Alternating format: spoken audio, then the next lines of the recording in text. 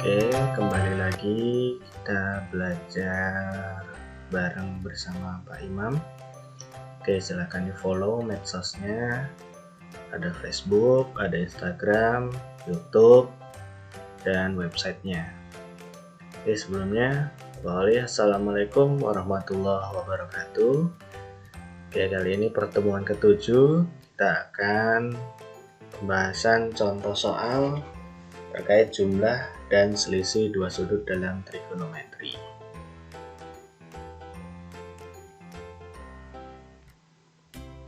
Ya, kita masuk ke jumlah dua sudut dalam trigonometri. Ada 3 yang akan kita bahas, yakni sinus, kosinus, dan tangen, yang sudah kalian catat pada pertemuan ke-6 yang ada di classroom materinya. Kemudian untuk sekan, kosekan, ataupun kotangen itu adalah terapan dari sinus, kosinus, dan tangen. Jadi intinya ya kita ke pokoknya aja, sinus, kosinus, dan tangen. Oke, next.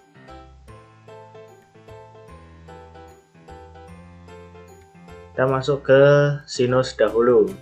Jadi untuk yang jumlah kita akan bahas yang sinus. Tolong diperhatikan.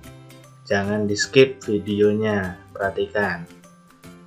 Tentukan hasil dari sin 75. Nah, sin 75 ini bukanlah suatu sudut istimewa. Kalau sudut istimewa itu ada 0, terus 30, 45, 60, dan 90 derajat. Itu sudah ada di tabel trigonometri. Itu udah diajarkan di kelas 10. Nah, kalau untuk cara cepatnya sih pakai kalkulator, tinggal ketik nanti akan muncul. Nah, kalau pas ujian kan tentu tidak boleh menggunakan kalkulator. Kalian harus tahu bagaimana cara menghitung sin 75. Caranya adalah menggunakan rumus jumlah dua sudut trigonometri. Jadi kita akan menggunakan pendekatan dari sudut istimewa. Ingat ya, kita akan menggunakan pendekatan sudut istimewa. Kita lanjut. Oke, ingat-ingat rumus yang sudah ditulis kemarin, sin A plus B. Jadi ada dua sudut, yaitu sudut A dan sudut B. Maka hasilnya sama dengan sin A dikali cos B ditambah cos A dikali sin B. Ini rumus untuk jumlah sinus. Oke, perhatikan di sini. 75 itu adalah penjumlahan dari 30 dan 45. Kenapa sih kok 30 45? Enggak pakai 10 atau 65. Atau 50 dengan 25, toh hasilnya tetap 75. Tadi di awal udah Bapak jelaskan, kita menggunakan pendekatan sudut istimewa.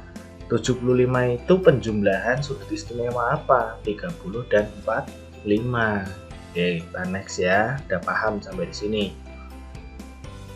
Oke, masukkan nilai pada rumus. Jadi sin 75 itu kita masukkan dengan pendekatan sudut istimewa sin 30 ditambah 45. Maka kita masukkan dalam rumus. Oke, sin 30 ditambah 45, 30 itu adalah A-nya, 45 itu adalah nilai B. Maka sin 30 dikali cos 45 ditambah cos 30 dikali sin 45. Sin 30 itu berapa? Setengah. Cos 45 setengah akar 2, cos 30 setengah akar 3, sin 45 setengah akar 2. Kita kalikan. Untuk yang pertama di sini setengah dikali setengah berarti kan 1/4, berarti nanti di sini 1/4 akar 2. Di sini setengah kali setengah 1/4 akar 3 dikali akar 2, akarnya nggak hilang tapi menjadi akar 6. Nah, seperti ini. Kemudian dengan sifat distributif, maka 1/4-nya ini bisa kita keluarkan. Kayak mana sifat distributif? Nah, itu udah tidak perlu dijelaskan lagi. Kalian sudah pasti tahu, dari SMP sudah dijelaskan itu. Nah, seperti ini. Jadi bentuk sederhananya adalah 1/4 dalam kurung akar 2 ditambah akar 6. Pak, kok ini nggak jadi akar 8? Tidak bisa. Ini sudah diajarkan di kelas 10, penjumlahan bilangan akar. Kalau menggunakan kalkulator, kurang lebih hasilnya seperti ini. 0,9659 sekian. Itu kalian bisa coba menggunakan kalkulator. Tapi untuk hasil melalui perhitungan jumlah dua sudut trigonometri, ini hasilnya 1/4 kali akar 2 ditambah akar 6. Itulah hasil dari sin 75. Oke, contoh selanjutnya. Ayo, berapa hasil dari sin 105?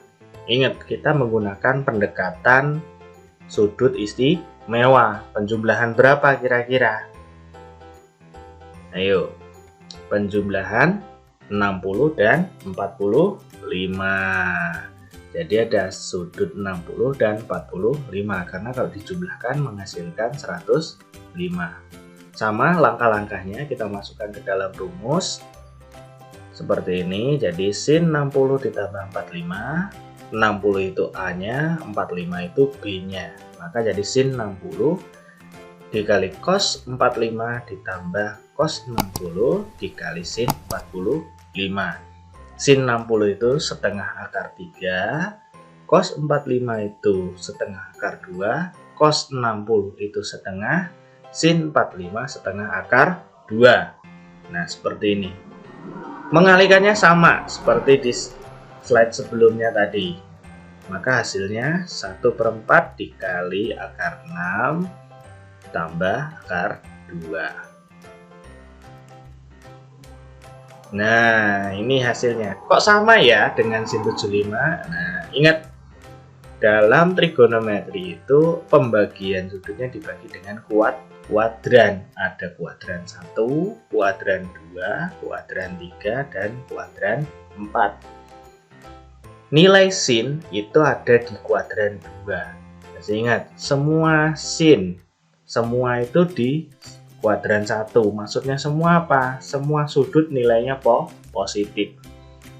Kuadran 2 hanya sin atau sinus yang positif. Kuadran 3 hanya tangen yang positif, sedangkan kuadran 4 hanya cos yang positif. Dibuka lagi materi kelas 10 udah diajarkan itu.